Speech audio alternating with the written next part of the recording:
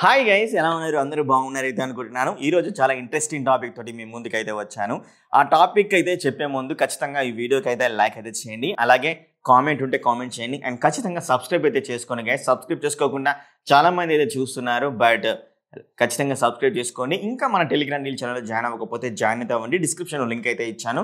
And అలాగే ఇక్కడ కనబడుతున్న క్యూఆర్ కోడ్ కూడా స్కాన్ చేసినట్లయితే మీరు డైరెక్ట్గా మన యొక్క టెలిగ్రామ్ డీల్ ఛానల్లో జాయిన్ అయితే అయిపోతారు. ఎందుకంటే నెక్స్ట్ రానున్నది వచ్చేసరికి మనకు సంక్రాంతి అయితే ఉంది. సంక్రాంతి సేల్స్ అయితే రన్ అయితే అవుతూ ఉంటాయి.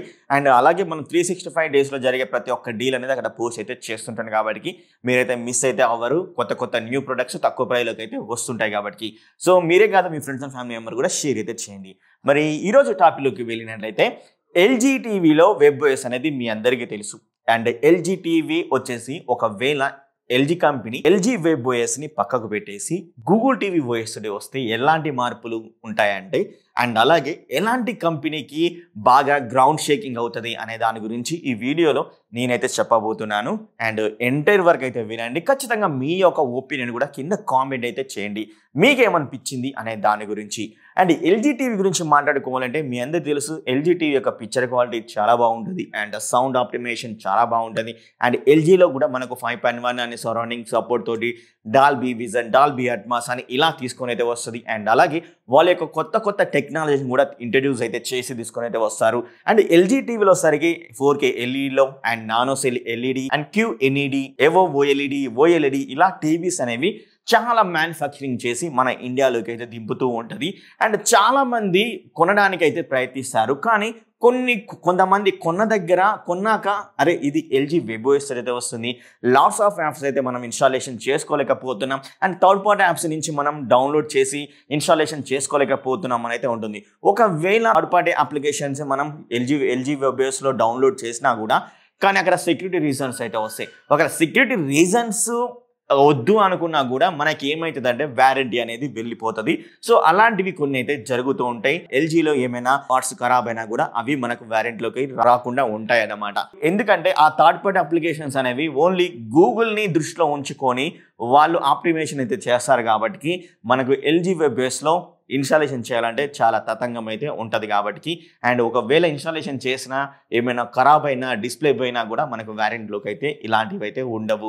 సెక్యూరిటీ రీజన్స్ని ఎప్పుడు మనం దాటుకొని వెళ్ళలేం, అదైతే గుర్తుంచుకోవాల్సి ఉంటుంది. చాలా మంది అక్కడే స్ట్రక్ అయితే అయిపోతూ ఉంటారు. ఇదే పెద్ద హెడేక్ అయితే అనుకుంటారు. అలాగే ఎల్జీ వెబ్ ఓఎస్ అనేది కొన్ని సమయంలో లాగీ అయితే ఉంటుంది, కొన్ని సమయంలో ఫాస్ట్గా అయితే ఉంటుంది. సో ఇలా మనకు ఎల్జీ వెబ్ ఓఎస్ అనేది చాలా రకాలుగా ఇబ్బంది పెడుతూ ఉంటుంది. పిక్చర్ క్వాలిటీ చూస్తే మాత్రం పిక్చర్ క్వాలిటీ బాగానే అయితే ఉంటుంది. డిఫరెంట్ డిస్ప్లే టెక్నాలజీ కూడా ఇంట్రడ్యూస్ అయితే చేస్తుంటారు. కాబట్టి కానీ ఇక్కడ ఒకవేళ గ్రౌండ్ బ్రేకింగ్ గా ఎల్జీ కంపెనీ వచ్చేసి ఎల్జీ వెబ్ ఓఎస్ని పక్కకు తోసేసి డైరెక్ట్గా కస్టమర్ యొక్క టేస్ట్కి తగ్గట్టు ఈ యొక్క గూగుల్ టీవీని ఇంట్రడ్యూస్ చేసి తీసుకొని వస్తే మాత్రం నెక్స్ట్ లెవెల్ సేల్స్ అయితే ఖచ్చితంగా అయితే జరుగుతాయి అనేది కంపల్సరీ చెప్తాను.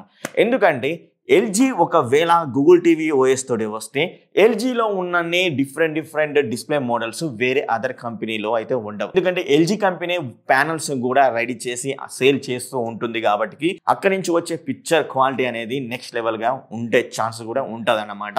అండ్ అదే విధంగా వీళ్ళ యొక్క ఆప్టిమైజేషన్ ప్రాసెసర్ అయితే ఉంటుంది కదా, ఆ ప్రాసెసర్ యొక్క లెవెల్స్ కూడా ఎప్పటికప్పుడు అప్డేట్ అయితే చేస్తుంటారు. కాబట్టి మీకు పిక్చర్ క్వాలిటీ బాగుంటుంది, సౌండ్ క్వాలిటీ బాగుంటుంది. అలాగే ఈ గూగుల్ టీవీ ఇంట్రడ్యూస్ చేయడం వల్ల మనకు యూజర్ ఫ్రెండ్లీగా అయితే ఉంటుంది.